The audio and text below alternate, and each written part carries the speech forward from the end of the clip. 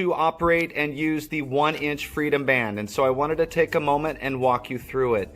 This is how the band will arrive. It will be inside of its packaging, but I've taken that out just to get started. First thing you're going to do, you're going to notice here how to use your Freedom Band. On the website, in the FAQ page, there is helpful videos just in case you have more questions. But let's go ahead and show you. Every band comes with 2 bands. Even this one, it may look like 1.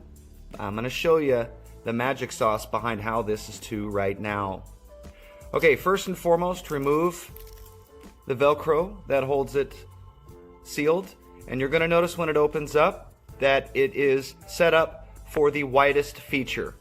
If you were to open this up all the way and open this up all the way, this is how it adjusts to 16 inches, right? You can reduce it all the way down to 4 inches, and this is how. These cases have a very special locking mechanism. If you open, you're going to see the break. Okay, from there, you can remove the case. Just like that. Okay, and we're going to discard one of these bands. We'll come back to that later. Now we're left with 1 band. So here's how it works. You're going to take the Velcro, fold it over, and stick it to itself. See the hook in there? You're now going to thread the Velcro on, and now you have reduced the band down in size. This is one of the 2 bands.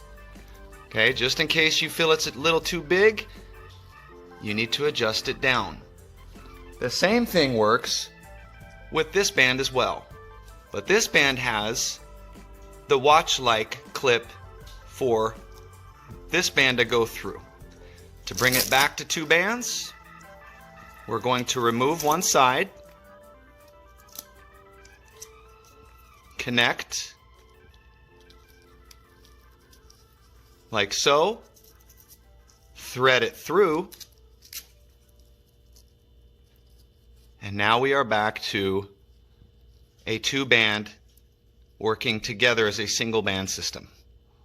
Thanks for watching.